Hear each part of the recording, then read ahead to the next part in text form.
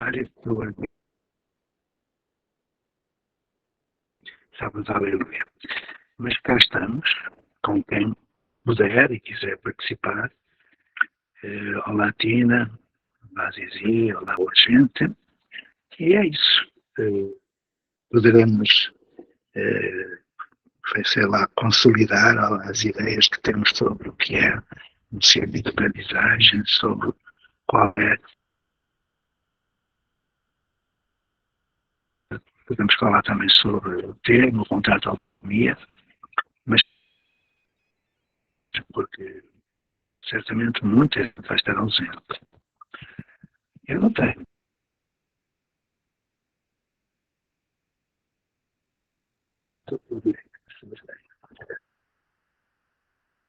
Amigo Zé, seu áudio está muito ruim, não está dando para te entender.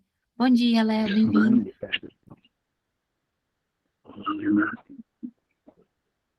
Não entendi nada. Não está dando para te Estava entender, amigo Zé. entrecortado.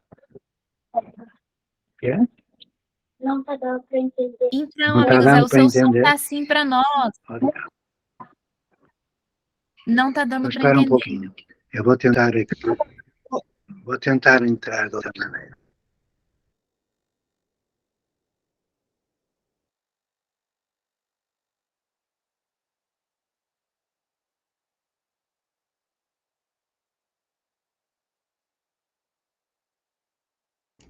Bom dia, Léo. Bom dia, Gina. Bom dia, Zizi. Bom dia a todas e todos. Todos, né? Uma semana marcada por mais um ataque contra a humanidade. Um momento de grande reflexão que a gente tem que viver e fortalecer, né? Eu estava até conversando o quanto é necessário a gente pensar o ser integral todo o tempo e entender que absolutamente nada feito contra um outro ser é feito contra todos nós, né? Ainda mais numa semana de tanta reflexão, tanta dor, né? A gente não pode esquecer que a Semana Santa, eu acho interessante, né? Ontem até o Frei Berto estava lembrando isso, que a gente comemora não é a paixão de Cristo, mas é a tortura de Cristo, né? O quanto nós somos torturados com as dores do bom pastor, né? Na Semana Santa, um ataque direto ao bom pastor, um ato de tortura, um ato de negligência, um ato que a gente refaz a todo instante dentro das escolas e dentro do modelo tradicional de educação, em que uma criança não é pensada de forma integral, e sim de forma fragmentada. Nosso amigo Zé voltou. Eu só queria trazer essa palavra mesmo de reflexão e de força, né? Que, paradoxalmente, quando a gente para pensar na dor, a cicatriz dessa dor fortalece a gente ainda mais. E vamos que vamos.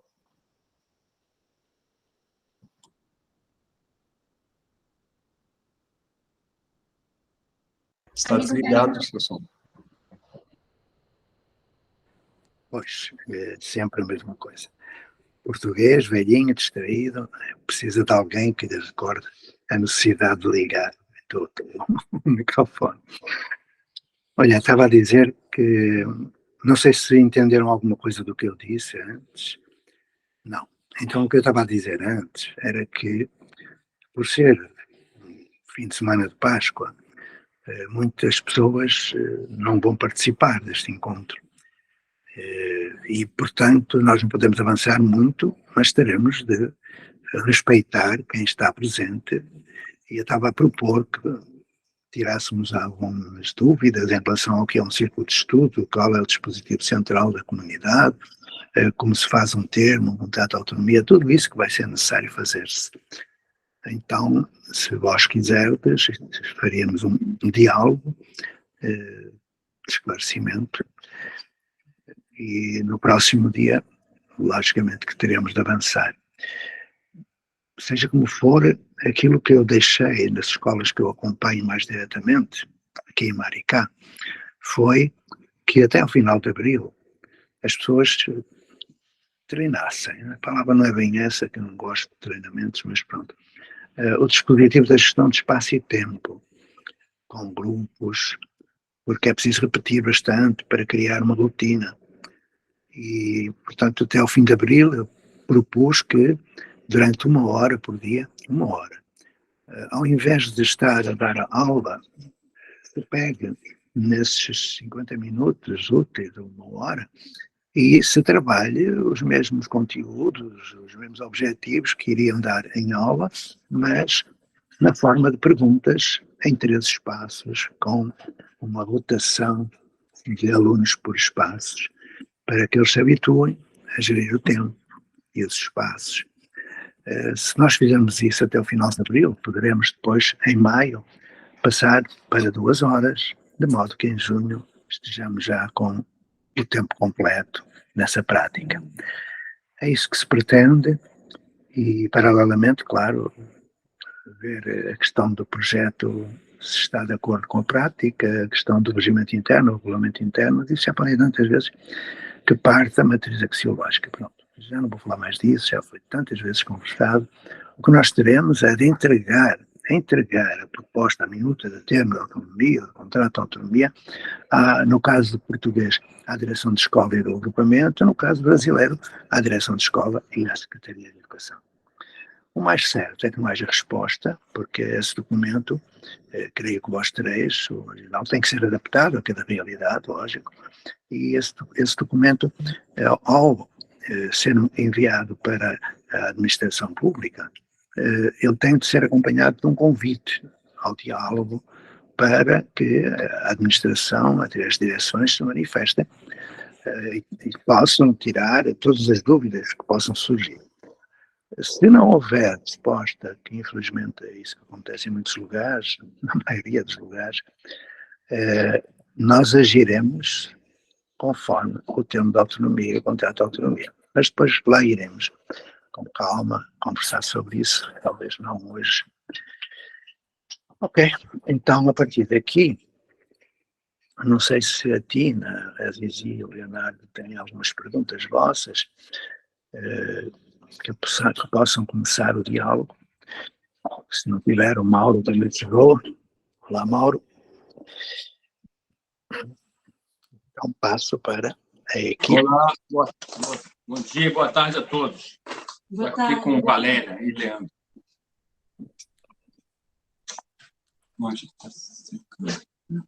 Há algumas dúvidas em relação àquilo que eu falei. A Zizi está com a mãozinha levantada. Vá lá, Zizi.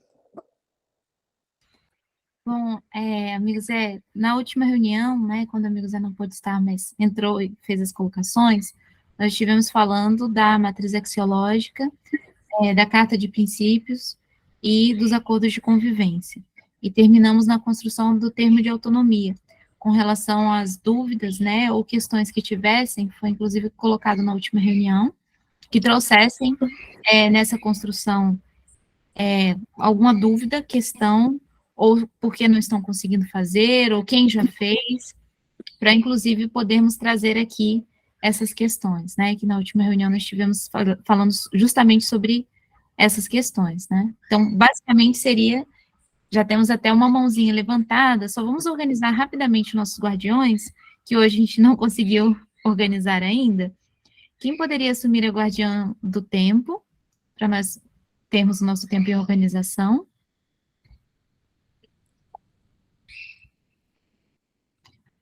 Eu vou assumir a guardiã do tempo hoje, tá? Para adiantarmos um pouco a nossa organização.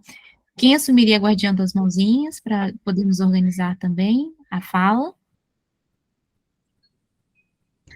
Pode ser eu, Zizi. Tina, tá certo então, Tina. A Viviane tinha levantado a mão para guardiã das mãozinhas? Tina, tudo bem, se é a Viviane? Viviane, então você só informando as mãozinhas, tá? Queria ver com vocês de nós organizarmos 5 minutos para as perguntas e respostas de cada um. Se passar, eu vou informando, só para a gente poder organizar a nossa gestão de tempo. Poderia ser?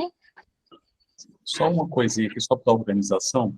A Kátia sugeriu que ao final a gente fizesse 1 minuto de silêncio em reflexão, em respeito às crianças e famílias que foram duramente atingidas essa semana por mais um ato de covardia e crueldade em escola.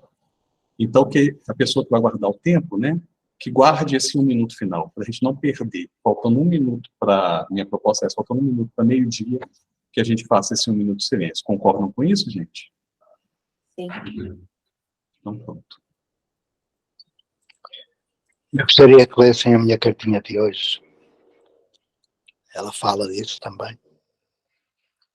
Mas alguém está à espera de falar. É a Leila. Espaço Leila Fortes. Oi, bom dia. Estão ouvindo? Sim, estamos ouvindo. Eu li a cartinha que o professor Pacheco colocou, acho que foi dia 5, dia 6, né? Ontem, não sei, as 4 criancinhas lá indo. Realmente foi lindo e é uma tristeza muito grande e cabe muita reflexão, né? Mas é sobre o andamento do meu projeto que eu queria deixar aqui claro, explicar um pouco. Eu não tive nos últimos 2 sábados problemas particulares, mas eu vou pegar lá no YouTube. Assim, eu comecei numa escola de Cananéia, escola de educação infantil, em fevereiro. E no início foi para trabalhar a saúde mental dos professores, a diretora ia pagar do próprio bolso dela, uma vez que a prefeitura não concordou com o trabalho. Fiz um preço muito simplório, praticamente só de custo.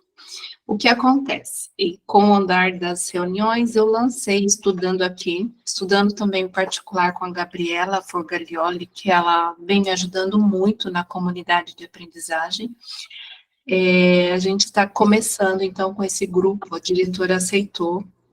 Alguns conhecem o Pacheco, porque o Pacheco esteve lá com a sua esposa, e aí gostaram muito. E, então, a escola, com seus 32 professores, são 300 alunos de 2 a 6 anos, a 5 anos, a gente começou, então, a estudar, né? A carta de princípios, os valores, então, a formular essa matriz axiológica.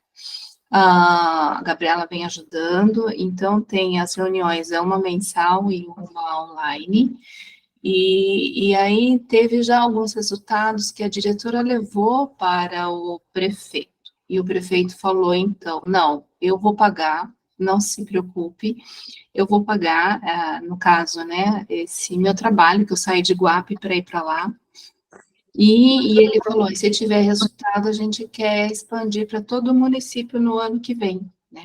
Então, eu estou com esse desafio muito grande no município de Cananéia, no sentido de realmente trazer essa comunidade, a família. Então, a gente já vai fazer um trabalho junto com as famílias agora em maio, no sentido de conscientizar, de trabalhar essa questão, né, essa união e de fazer entender o que é realmente uma comunidade de aprendizagem.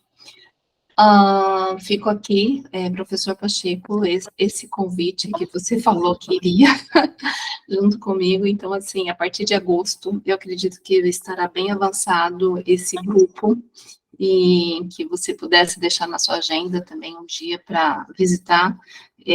Geralmente eu vou toda a primeira terça-feira de mês presencial, né, na parte da tarde, nessa escola.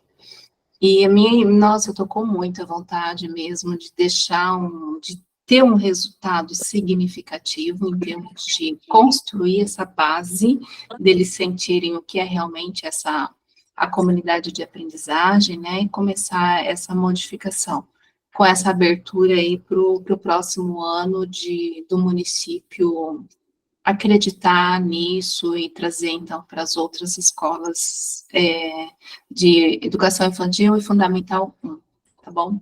Então, era isso que eu queria trazer, as dúvidas são claras, são muitas, eu ainda não trouxe nada pronto aqui anexei nada, né, de documentação, estou nessa fase agora, então, eu também gostaria dessa ajuda, de quem já está nesse processo, que já fez, para me auxiliar, tá bom? E era isso, obrigada. Ora bem, eu conheço bem Cananéia, te conheço bem, fui várias vezes à Ilha do Cardoso, andei pela Ilha Comprida, enfim. Tenho aí muitos amigos, eu vou a Cubatão em agosto, poderei dar um jeito de ir para a Praia Grande e Itanhaém até aí, ok? Vamos combinar isso. Preciso é que me envie um e-mail, eu trabalho por e-mail quando estabeleço um contacto que pressupõe uma viagem, tá bom? O trabalho, Gabriel, o teu trabalho são trabalhos meritórios, mas, eu ponho sempre um mas. Quando eu perguntei há pouco se leram a minha cartinha, foi a cartinha de hoje, ela termina de uma forma, enfim, que eu gosto de terminar, de uma forma esperançosa, porque este modelo que nós temos aí, ele já foi objeto de muitas tentativas de melhoria.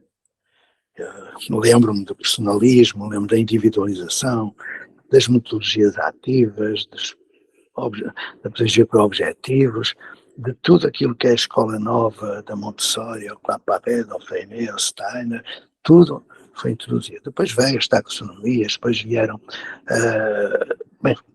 tudo aquilo que está aí, trabalho por competências, depois vieram as pessoas que trabalharam nessa área do desenvolvimento socioemocional, cursos foram realizados, mas, que não põe em causa o teu trabalho, é uma geral. O mas é que este modelo educacional, ele tem um referencial de valores.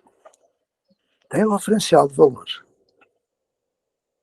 E quando nós falamos de matriz axiológica, quando falamos de princípios, é porque os projetos educativos, os projetos político-pedagógicos, eles surgem não do nada, mas de uma definição de valores e de uma visão do mundo específica. E a visão do mundo que nós temos nas escolas conflitua com aquilo que está nos projetos. Porque aquilo que está no projeto escrito, normalmente, pode haver uma outra exceção, é um repositório de frases feitas que vêm nos livros do Nóvoa, ou do Paulo Freire, ou de quem quer que seja, mas que não têm qualquer relação com a prática, mas que refletem um quadro de valores. E esse quadro de valores é contrariado pela prática, porque a prática é uma prática concebida há 200 anos. Os valores dessa época eram outros, não se adequam à nossa época. Senão, não haveria essa tragédia que está aí a acontecer, porque são valores como a competitividade negativa, o valor, enfim, nem vou contar porque são coisas tristes, porque este modelo, ele é hierárquico e autoritário, okay? É moralmente corrupto, intelectualmente corrupto, economicamente corrupto. Só pode resultar nisto. O que é que nós pretendemos? Dar credibilidade aos projetos. Olhar para os projetos escritos e refletir sobre se eles estão a ser praticados. Ou seja, se os valores e princípios definidos estão na prática. Eu vou dar um exemplo. Quando há quase 50 anos nós fizemos a matriz axiológica da Escola da Ponte, um dos valores era a autonomia. E nós, professores, só sabíamos dar aula. Tínhamos como princípio, um princípio básico, todos podem aprender. É isso que está na lei. Então, para que todos aprendessem, nós teríamos de criar autonomia. A autonomia é um conceito relacional. Fizemos um estudo sobre o conceito de autonomia e depois fomos ver se a nossa prática correspondia aos objetivos de criação da autonomia. Não correspondia. Nós dávamos aula. E numa aula não se desenvolve autonomia. Desenvolve-se o contrário, a heteronímia. Então aqui uma questão de credibilidade do projeto, de coerência do que está escrito e do que está na prática. Por isso é que nós insistimos na definição dos valores, da visão do mundo. Nós andamos todos envolvidos num faz de conta educacional, cujos resultados não são apenas os altos índices de analfabetismo, a evasão, a não aprendizagem, porque não se aprende nada numa sala de aula. Estou cansado de dizer isso. Não se aprende nada na sala de aula. Faz-se decoreba, põe-se numa prova e esquece. Não se aprende. Então, quando nós propomos a criação de círculos de aprendizagem, é porque eles estão em consonância com os valores que estão numa sociedade do século XXI. O teu trabalho no âmbito do emocional é ótimo, mas não vai resolver se a escola não mudar o seu modelo educacional. Sim, sim. É isso que eu quero chamar a atenção. Porque estás a investir em algo extremamente importante e urgente, mas, paralelamente, a prática escolar contraria tudo isso. Qual é a relação que existe entre professor e aluno numa sala de aula? É o frontal anónimo. Eu não estou com cada um, eu estou com um conjunto. Quanto muito estarei 2, 3, 5 minutos, quando calha, quando é possível, com um ou outro. Mas para haver autonomia, isto para concluir o meu raciocínio, e sendo a autonomia um conceito relacional, eu sou autónomo em relação ao outro, né? Em relação a mim não, porque ninguém aprende sozinho. Autonomia não é aprender sozinho, ou estar sozinho, é um individualismo, não é? Então, se eu estou sozinho em sala de aula, que exemplo de autonomia eu dou? Se eu sou diretor e tenho que obedecer a uma ordem, mesmo que não concorde com ela, onde é que está a autonomia pedagógica? Então, é algo que nós temos de perceber, é que no termo de autonomia, ou no contrato de autonomia, se for em Portugal, tem de estar muito claro a definição da matriz axiológica e tem de estar presente que para haver mudança e inovação, tem de haver, da parte da equipe, autonomia pedagógica, científica, autonomia financeira até, e autonomia administrativa. Isto tem de acontecer. E é isto que está na lei. Porque as escolas, conforme trabalham, estão fora da lei. Primeiro, contrariam o próprio projeto educativo. Segundo, porque não cumprem o que está na Constituição. Terceiro, porque em vários aspectos não cumprem o que está na lei de bases. Então, temos uma situação bem delicada para resolver. Vamos então entregar esses termos de autonomia, o contrato de autonomia, e ver qual é a resposta. E vamos cuidar de ter nas nossas escolas um projeto alinhado com a definição de valores e princípios. Certo. Mas é bem isso mesmo. É por conta disso, né, que eu comecei com a questão objetivo inicial, que até então eu não conhecia a comunidade de aprendizagem ainda. Eu fui conhecer em fevereiro, e aí o início foi, ela me chamou em dezembro para fazer o trabalho, então, e agora está mudando de perfil, né, de objetivo. Então, assim, da saúde mental, vamos cuidar de um todo, porque a reclamação das crianças é muito grande, essas crianças vêm das famílias, as famílias da comunidade. Então, há um círculo que, se não cuidar disso, não vai resolver, né, de trazer essa conscientização, essa questão, tanto dos valores dentro da escola, quanto a comunidade em si, né? Mas é isso, professor, obrigada. Quando nós pensamos em saúde mental dos professores, no burnout, no cansaço, na desistência, talvez seja melhor pensar que ser reativo, ou seja, tentar curar as feridas, é menos preferível do que criar prevenção. Se o ambiente escolar, se o clima de escola é propício ao burnout, a uma saúde mental deficiente, é porque algo está errado. O que importa é ir à origem do problema, Exato. à origem dos problemas, e não tentar depois, através de, volto a dizer que não ponha em causa a que está a fazer, mas é muito mais necessário. Eu vou-te dar um exemplo diferente.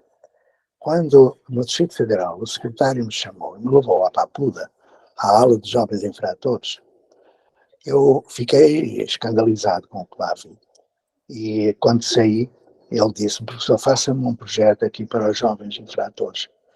E eu disse, olha, posso tentar fazer um projeto para os jovens infratores, mas estou mais interessado em fazer um projeto para evitar que haja jovens infratores.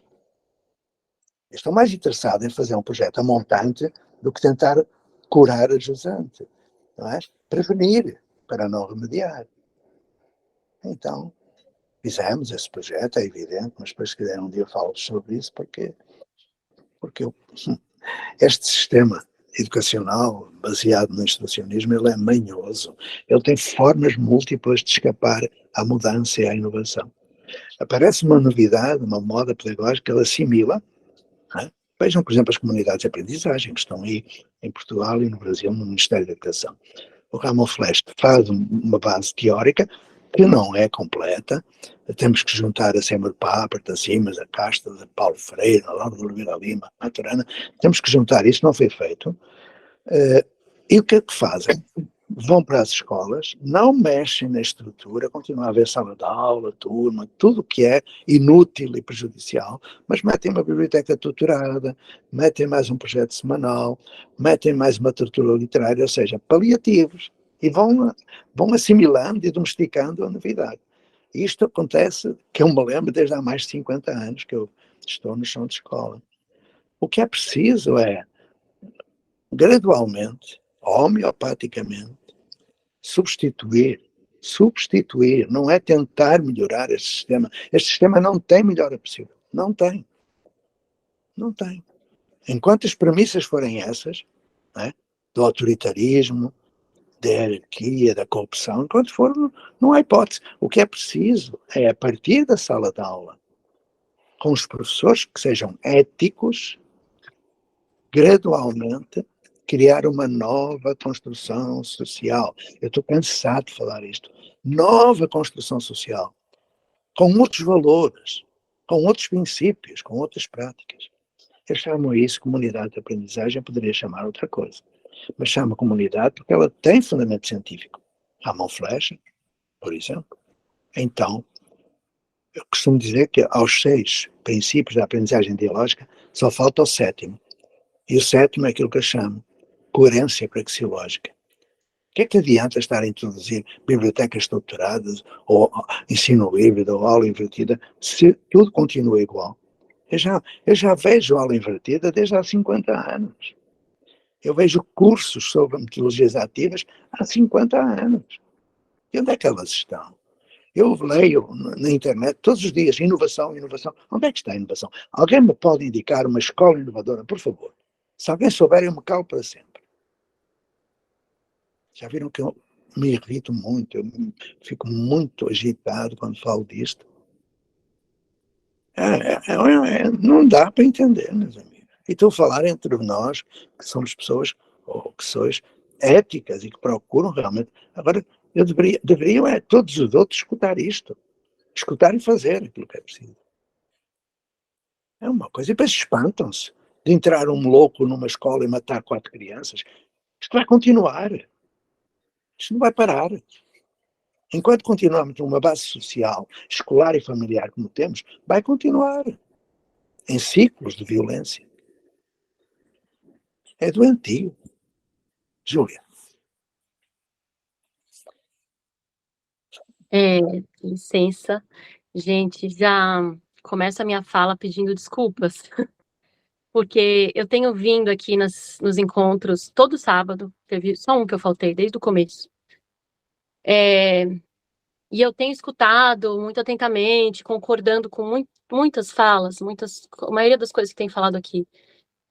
Só que a minha sensação é que tudo isso está, assim, muito, muito, muito distante da realidade onde eu estou inserida. E aí eu sinto que eu preciso contextualizar a realidade onde eu estou inserida, né, para poder continuar com as minhas perguntas. Eu moro em Caraíva, que é uma vila de pescadores ao sul da Bahia, muito pequena, com a mentalidade ainda muito tradicional, muito antiga, né? Eu sou professora na escola pública aqui, na Escola Municipal de Caraíva. E eu falo, assim, de um lugar que é minha primeira experiência quanto professora numa escola pública. Já fui professora em ONG, já fui professora em escola particular, mas é a primeira experiência minha quanto professora em uma escola pública, e tem sido uma experiência devastadora. É claro que tem os seus momentos de alegria, mas assim, peço já desculpas se eu me emocionar na minha fala, gente, eu tô bem emotiva ultimamente com tudo que tem acontecido. A gente começou na escola com muita luta, eu já entrei com muita luta, e eu sou uma pessoa de luta minha vida inteira, sabe? Então eu já cheguei lá com muita luta pra gente lutar por um prédio novo, o prédio tava literalmente caindo aos pedaços, o telhado tava cedendo, tava pegando fogo nos ventiladores, porque faziam 17 anos que não tinha nenhum tipo de manutenção da prefeitura naquele prédio. O prédio era pequeno, eram salas pequenas para a quantidade de alunos que tinham lá. Então a gente foi, lutou, foi atrás, fez manifestação, parou a vila inteira, conseguimos a construção do prédio. E eles estão agora construindo o prédio, que eles tinham prometido para ficar pronto em fevereiro.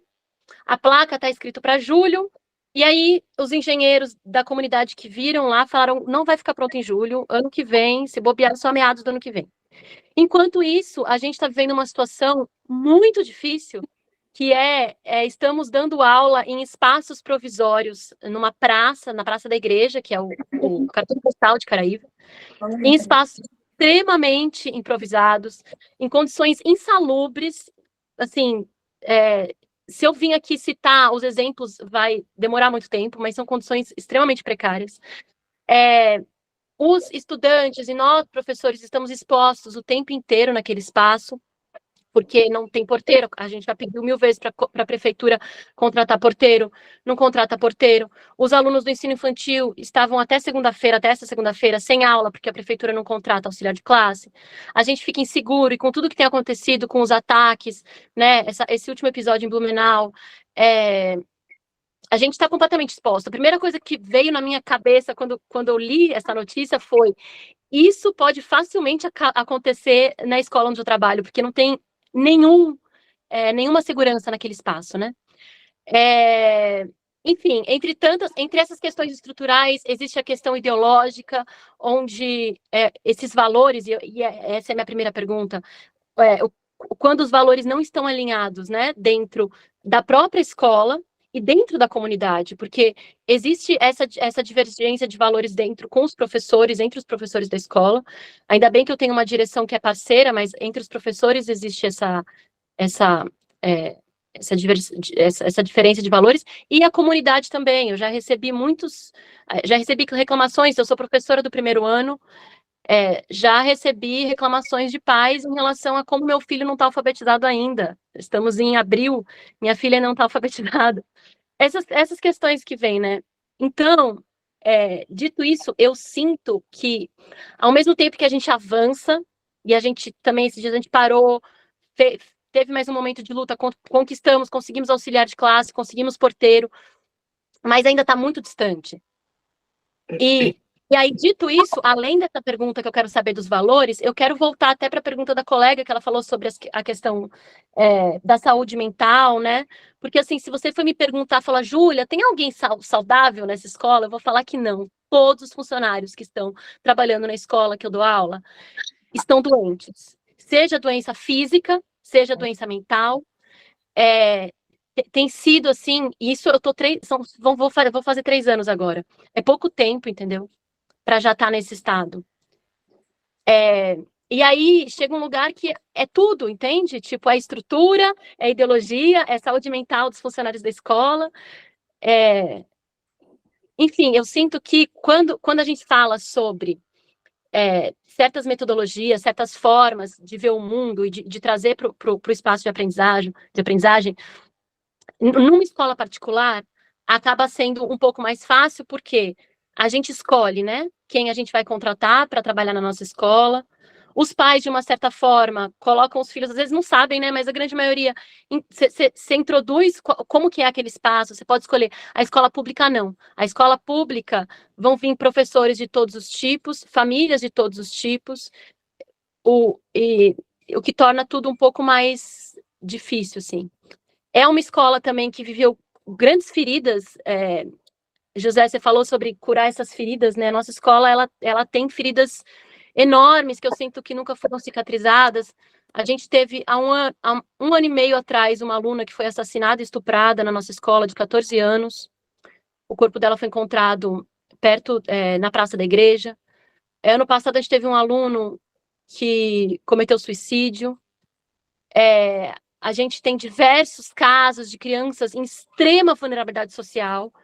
E o descaso da prefeitura, o descaso da assistência social, que a gente vai atrás, a gente corre atrás, mas nunca está aqui. Desculpa a fala longa, mas eu sinto que é muito necessário eu explicar como que é a realidade aqui para poder pensar junto, assim, nessa questão, assim, de como proceder aqui, porque eu tô chegando a um ponto que eu tô querendo ir embora já, sabe? Muito obrigado, Júlia. E não se trata só de pensar junto, mas de agir junto. Eu começaria pelo final, quando tu me dizes que na escola particular é mais fácil, porque a escola particular pode escolher os alunos. Porquê é que a escola pública não pode escolher os alunos? Os alunos, não, os professores. Porquê é que a escola pública não pode escolher os professores?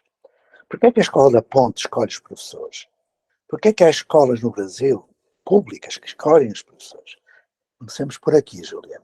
Quando há um bocadinho falava do termo de autonomia, estou a falar exatamente disso, do direito que a escola tem de escolher os seus professores com o perfil adequado para o seu projeto.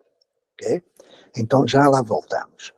Mas tu falaste-me de estrutura, de número de alunos, de carências, de mal-estar social.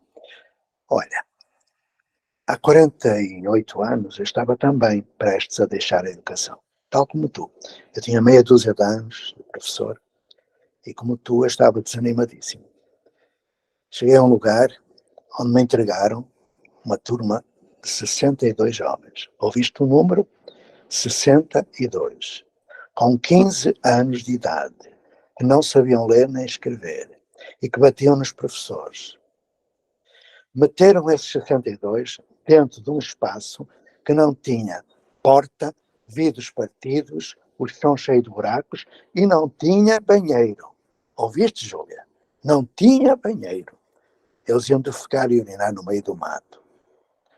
Nós tínhamos saído de uma ditadura de 48 anos. Foi isso que eu encontrei numa coisa chamada Escola da Ponte. Muito pior até. Muito pior. Prostituição, tráfico. No ano seguinte, uma aluna minha morreu assassinada. Outro, uma overdose de heroína. Queres que eu continue? Vamos lá. Então nós estamos no mesmo ponto. Só que eu já passei 48 anos depois disso. Eu conheço Caraíba, deves saber que eu estive aí, não é? Estou em todo lugar. Eu fui ver como vocês trabalhavam, espreitei ali para aquele lugar cá fora onde vós estáis a trabalhar. E realmente são condições deploráveis. Mas tu não tens que fazer isso. Tu não tens que fazer isso. Aquilo que eu tenho dito é exatamente o contrário. Júlia, há gente aí, de escola até particular, alguns, com quem tu te podes juntar, porque escola particular é uma escola de gestão particular, ela obedece à mesma lei. Ela depende também da secretaria. Portanto, está nas mesmas condições, só que os pais pagam e na tua escola não pagam. É a única diferença. Bom, se tu quiseres, eu acho que tu vais querer, para não desistir de ser professora, não é? Desistir não é solução. E quando eu te escuto, eu sei que tu vais ser, ou já és, uma excelente profissional, porque és sensível, porque estás atento aos problemas e porque apontas os problemas. Agora, em agosto, eu vou voltar a Caraíba. Vou voltar a Caraíba para fazer um trabalho com a Secretaria de Educação de Porto Seguro. Caraíba depende de Porto Seguro, com Arraial da Ajuda e Trancoso. Vamos trabalhar com os 4 lugares. Vamos preparar tudo isso com a Carol, com a Ilana, com essa gente boa, de Caraíba também. Vamos preparar tudo isso. Desistir não é solução. Até lá, eu proponho que tu, se não houver mais ninguém, se houver algum outro professor, ótimo. Se não houver, não tem problema. Junta-te com pais. Em 1976, o projeto da ponte começou comigo e 4 pais. Não havia professores que quisessem. E ameaças, processos disciplinares, perda de dinheiro, como eu tive, meio ano sem salário, ok? Mas fez-se. Senão hoje não estaria aqui a falar contigo. A escola da ponte nunca existiria, não é? Olha, Júlia, daqui até agosto, eu recomendo o seguinte. Estou a repetir, mas é sempre bom repetir. Prepara o teu termo de autonomia. Entrega o termo de autonomia na Secretaria. É isso que eu vou dizer ao povo de Arraial e de Trancoso e de Porto Seguro. É entregar. A partir do momento em que tu entregas isso na Secretaria, tu podes agir em função desse termo. Podes escolher todo mundo para trabalhar contigo, podes deixar de dar aula, porque o problema é este. Tu disseste 3 vezes que dás aula. Deixa de dar, mulher. Deixa de dar aula. O que é que te impede? É simples. A partir daquilo que tu sabes, que é dar aula, como eu sabia, segunda-feira, durante 1 hora, não dês aula. Trabalha com os teus jovens, num lugar qualquer. Ei, eu sei, eu conheço bem Caraíba. Há aí lugares onde tu podes ir, não precisas estar nesse lugar onde tu estás. Não precisas. Quem é que manda estar aí? Com que valor? Com que enquadramento legal? Não precisas. Tu vais para um lugar com um conjunto de crianças, porque tu não podes ter mais de 15 crianças à tua guarda, ok? Tens que te impor, mulher, e não lamentar. Tens que procurar mais algum professor que contigo trabalhe. E se não houver, procura pais. Mas professores há. Eu sei que há. Vamos nos pôr em contato com eles. Vamos te dar condições de fazer o teu projeto de vida, o teu sonho. Não desistas. Faz 1 hora agora em abril. Faz 2 horas em maio. Faz 4 horas em junho. E em agosto eu estou aí. Eu estou aí, Júlia. Para trabalhar contigo no chão da escola. Então, o que mais dizer? Faz isso, Júlia. Não desistas. Nem quero ouvir falar mais de que não há condições. Se não há condições, criamos-las. A começar por deixar de dar aula. Deixar de ter turma. Deixar toda essa quinquilharia institucionalista do século XVIII e XIX. Não faz sentido nenhum. A vossa Dilsa, não é? Dilsa. A secretária até me parece boa pessoa, com competência, mas também não há problema. Mas ela me parece com disponibilidade. Eu falei com ela. Agora, quem vai trabalhar convosco não sou eu vou em agosto. É uma equipe, estão aqui pelo menos 4 da equipe, 5. É uma equipe que vai aumentar com o tempo e que vai acompanhar-vos. É uma equipe que vai vir aqui a Maricá, onde eu estou, para mostrar que existe e que é possível fazer a mudança, a inovação, e que tu não estás sozinha, nem eu estou sozinho. É isto que tu precisas mostrar, que não estás sozinha. E fazer a mudança. Se tiveres alguma dúvida, passa a dúvida para nós, porque a questão é técnica também, não é? Trabalhar 1 hora como? Já expliquei, mas posso explicar de novo. Uma coisa muito simples. Mas se criares a rotina de fazer isso, depois é fácil. Não custa nada. Depois irás a ensinar a outro a fazer isso. Júlia, conto contigo para agosto. E conto que em agosto, quando eu chegar, já estejas num círculo de aprendizagem de proximidade. Círculo de aprendizagem. Que é o caminho para um protótipo de comunidade. Que a Caraíba vai ter contigo. Tá, Júlia? Tens filhos? Tá bom, obrigada. Eu tenho um filho de 10 anos, que é a minha outra preocupação, né? Porque eu sei que não é enfim, ele está odeia contigo a escola. na escola? Está na escola contigo?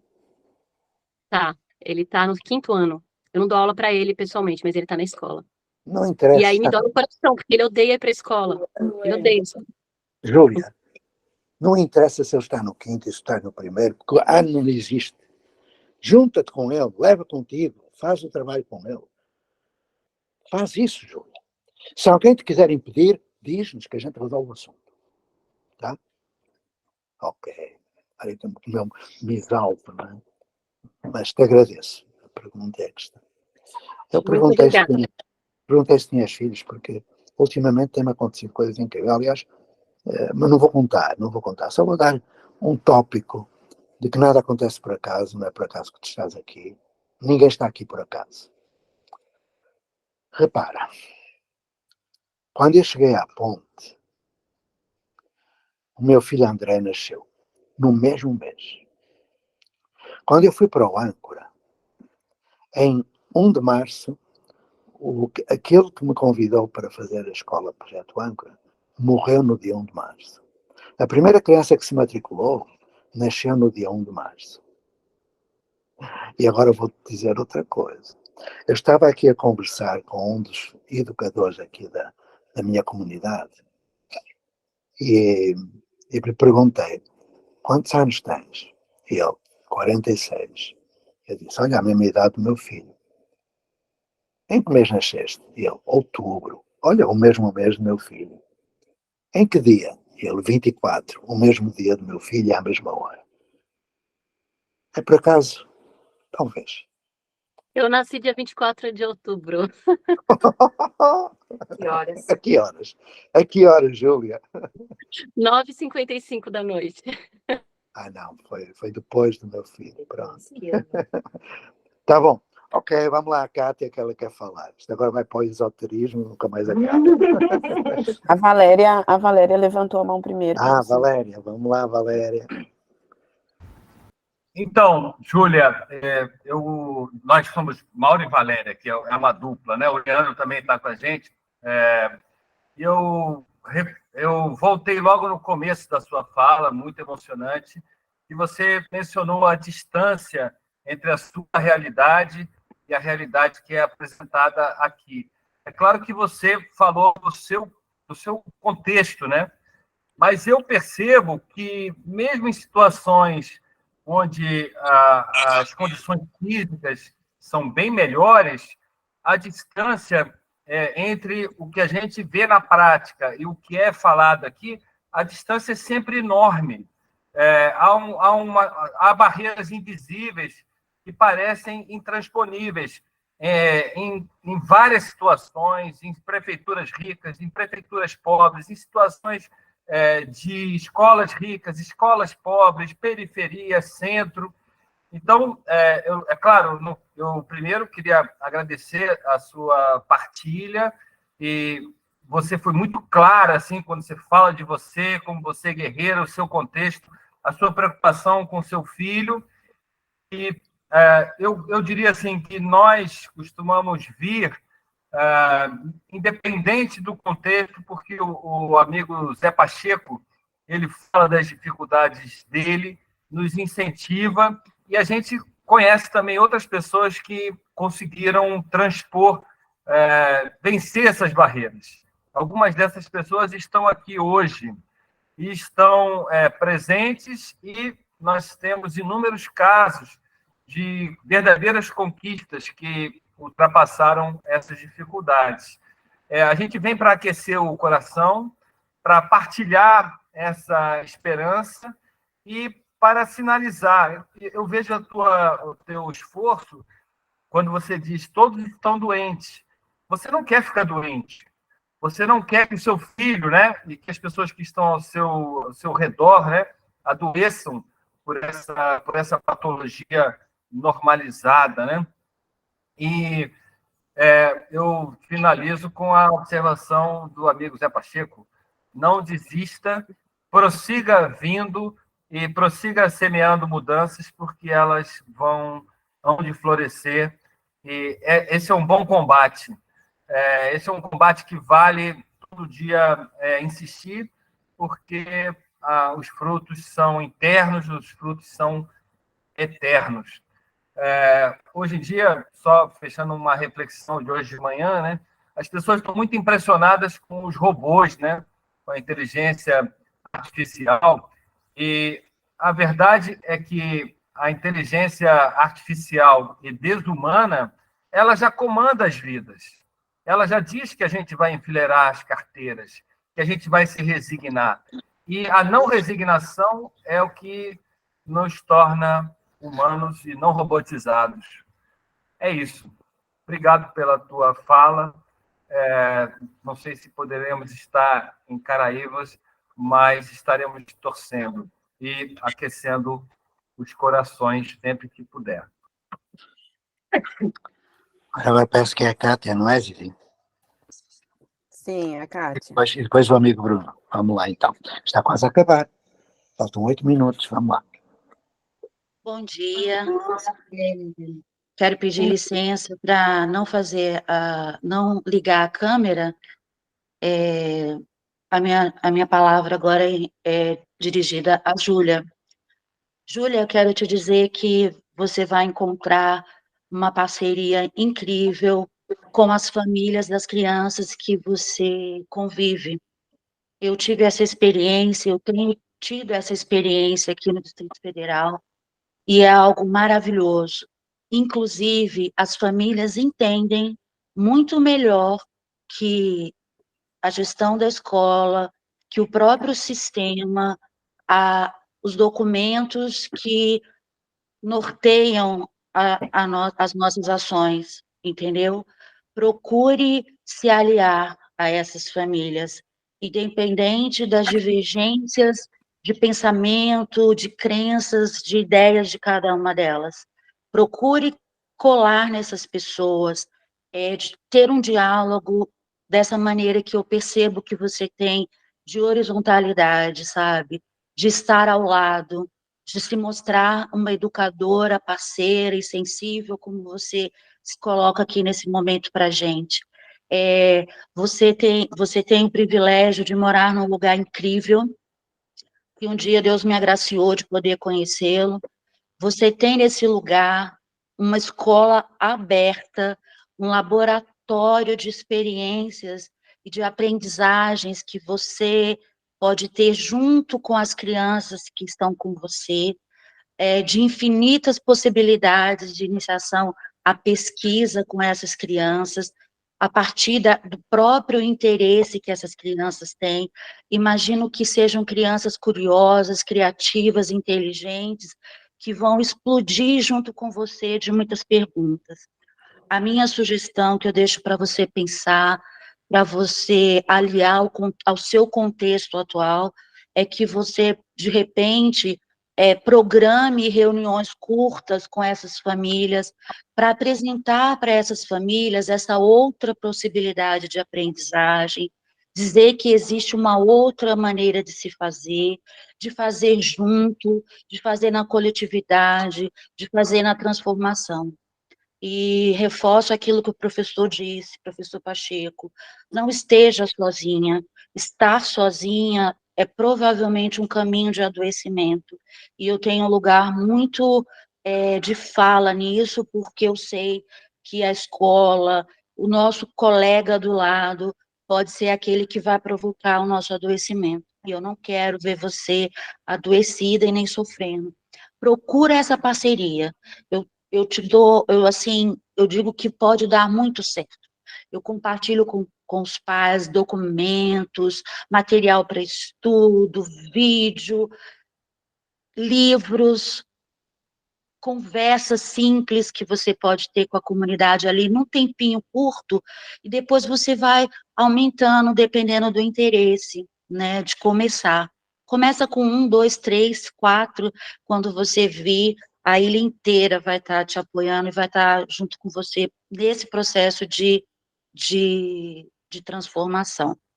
No mais, eu encaminho para você todas as vibrações positivas para que o universo e o próprio Criador te dê forças, porque não tem sido fácil ser educador, nunca foi ser fácil ser educador nesse país. Mas nessa coletividade que nós nos fazemos presentes aqui hoje, você pode se fortalecer, você pode saber que você pode contar com a gente, tá bom? No mais, eu desejo que você tenha um excelente final de semana, independente da sua crença, um domingo de Páscoa muito abençoado, tá bom? Um grande beijo, obrigada por esse momento de poder falar com você. Agora eu vou só pedir desculpa ao Bruno, porque eu talvez já não o vá escutar. Eu vou ter de sair mesmo ao meio-dia ou até ao meio-dia, porque eu não tenho fins de semana nem Páscoa, de festas de Páscoa. Eu vou ter uma reunião agora ao meio-dia e portanto vou ter que sair ao meio-dia. Quero desejar-vos um bom fim de semana, uma boa Páscoa e vamos ouvir então o Bruno. Ao meio-dia eu estarei ausente. Muito obrigado à equipe que aqui está e a quem não está. Um abraço. Olá, bom dia a todos e a todas, amigo Zé. Ouvindo assim as falas, o que a Júlia trouxe, pensando sobre, eu me recordei um pouco dessa, vamos dizer, do dia que eu tomei essa decisão ética que o amigo Zé tanto fala, né? E é uma decisão muito forte, muito demora um tempo até ter coragem, porque de fato é um grito de euforia inteiro quando a gente se dá conta que realmente a gente não precisa obedecer aquilo que a gente não quer. Só que é uma escolha muito difícil, né? Mas eu busco entender assim, o que né, a gente tem aí na vida 70, 80, 90 anos, né? E como é que a gente quer chegar, né, no fim e pensar, pô, olha, eu até vi que as coisas tinham que mudar, mas aí não deu por conta disso e daquilo, sabe? E eu acho que é isso que a gente tem que tomar, porque não existe sistema que não tenha brecha entre folga na armadura. Não existe sistema que não possa ser desconstruído. Mas para isso a gente tem que tomar uma decisão profunda, né? Eu lembro, inclusive, mandei um áudio para o WhatsApp para o Zé no dia que eu tomei com a ajuda, contribuição profunda do amigo José Pacheco dessa decisão. Eu disse, não me submeto mais, nem os meus filhos. Tirei meu filho da escola onde ele estava e não matriculei nenhuma até conseguir construir. Então, o que a gente precisa é realmente, quando a gente toma essa decisão internamente, pensa assim, olha, eu não submeto a mais esse sistema adoecedor. E claro, vão vir as resistências, vão vir as pedradas, isso faz parte do caminho. Mas é que eu já comentei em outros momentos, né? Quando o Estado considerava a escravidão era algo instituído, era legal a escravidão, criminoso era aquele que quebrava o cadeado da senzala durante a madrugada. Então, a gente não pode esperar que o sistema nos deixe fazer aquilo que tem que ser feito, porque ele não vai deixar, né? E então, encontrando essas brechas que a gente pode transgredir isso. Quando a Escola da Floresta, o pessoal diz assim, que legal, como é que vocês conseguiram fazer isso? Mas aqui não dá, aqui não deixam. E eu disse, mas tu acha que deixaram a gente fazer? Alguém disse, Bruno, tu quer desconstruir tudo e acabar? Não, fica à vontade, tranquilo. Não deixa, a questão é encontrar as folgas, as brechas dessa armadura do sistema. E se a gente precisar quebrar o cadeado dessa senzala educativa durante a madrugada, que quebremos, e vamos enfrentar as consequências disso, como os abolicionistas enfrentaram há séculos passados, né? Então é isso, Tu vê o Zé colocando, né? Chegou a ficar 5 meses, não sei, sem salário, mas agora ele tem uma memória, uma história linda para contar. E a gente está aqui inspirado por isso. Eu acho que é tomar uma decisão e construir meios, porque rede nós temos, parceiros, amigos, pessoas para se conectar e nos fortalecer para essa grande transformação. Aí essa desobediência ela não é apenas local, ela é organizada, ela é coletiva, ela é em rede. Valeu, gente, um abraço aí, um bom final de semana, uma linda Páscoa para todo mundo. Agradecida, Bruno. Então, passamos um pouquinho o nosso minuto, né? Mas, Léo, você gostaria de fazer a colocação? Acho que o Bruno fez uma excelente colocação.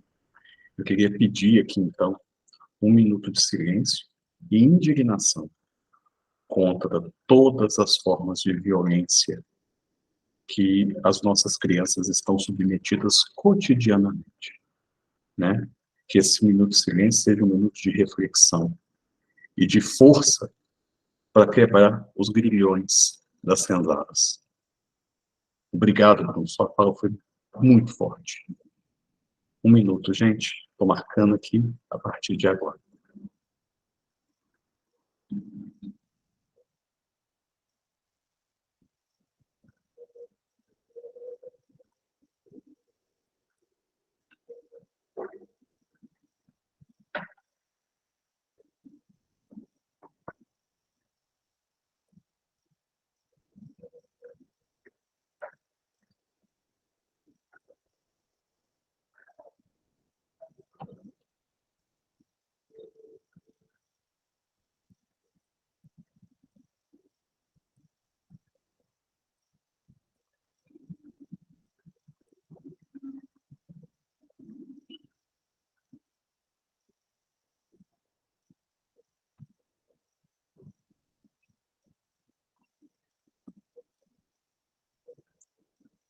Um minuto.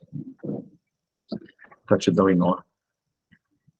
Que a gente siga firmes, fortes, nesse processo de construção de uma educação integral e não de uma escolarização que está militar. Gratidão, gente. Um abraço enorme. Obrigada. Gratidão. Grande abraço, muita força. Boa Páscoa. Que seja de renovação.